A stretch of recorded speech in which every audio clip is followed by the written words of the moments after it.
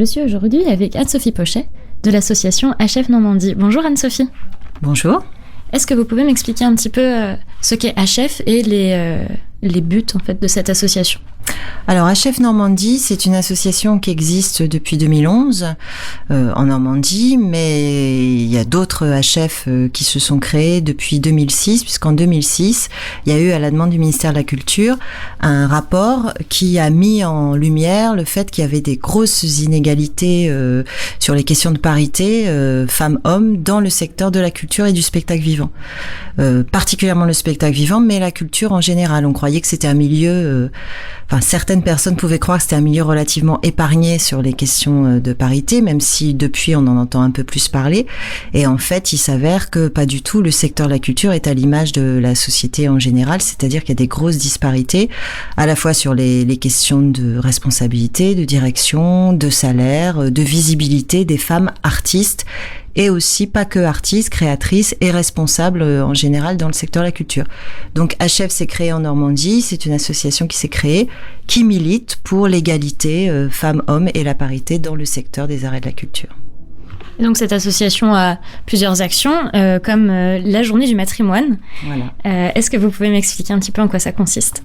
Alors on connaît évidemment depuis très longtemps les week-ends qui sont la journée du patrimoine en septembre. Or, il se trouve que il y a tout un tas de femmes, un certain nombre de femmes artistes, créatrices, mais aussi chercheuses, penseuses, dont le travail est invisible ou a été invisibilisé plutôt. Et l'idée, c'est à l'occasion des Journées du patrimoine, faire entendre au grand public qu'il y a aussi l'héritage des femmes artistes et créatrices. Et c'est le moment de mettre en lumière cet héritage-là qui constitue notre héritage culturel.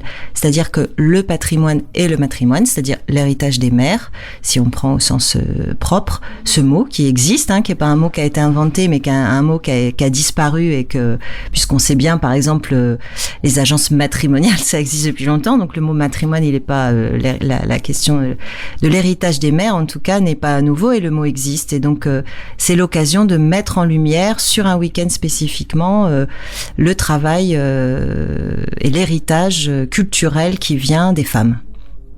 Alors sur le Havre, qu'est-ce qui va se passer ?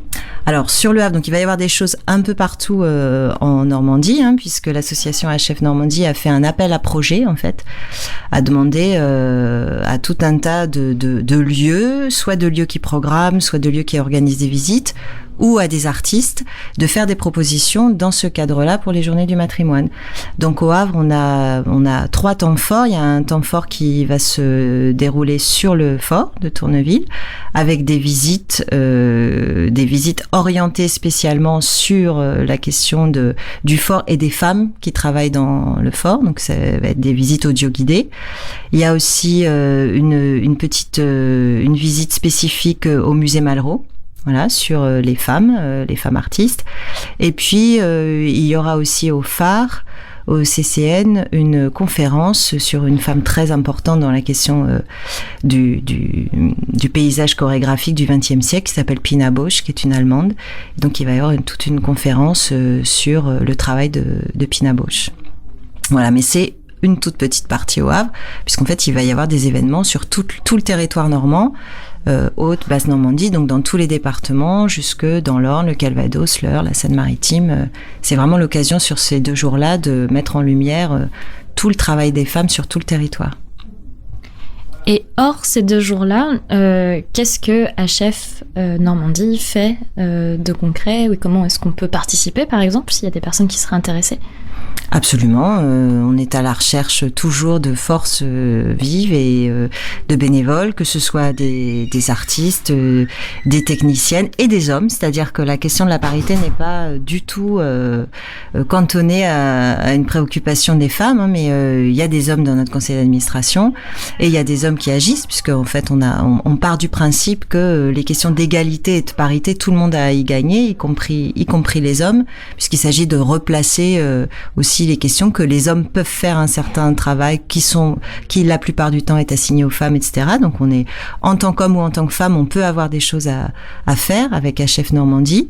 Et puis donc on a un site où on peut avoir tous les renseignements. C'est hf-normandie.fr. où vous pouvez voir un peu comment est-ce que vous pouvez vous joindre à l'association et contacter l'association. Et puis sinon, on avait lancé une étude il y a plusieurs années sur des chiffres pour avoir des données chiffrées, qu'on prouvait qu'en Normandie, les mêmes inégalités perduraient que partout ailleurs en France. Ça peut prendre des formes de conférences, on a organisé des formations aussi, voilà, ce genre de choses. Merci beaucoup. Mais de rien.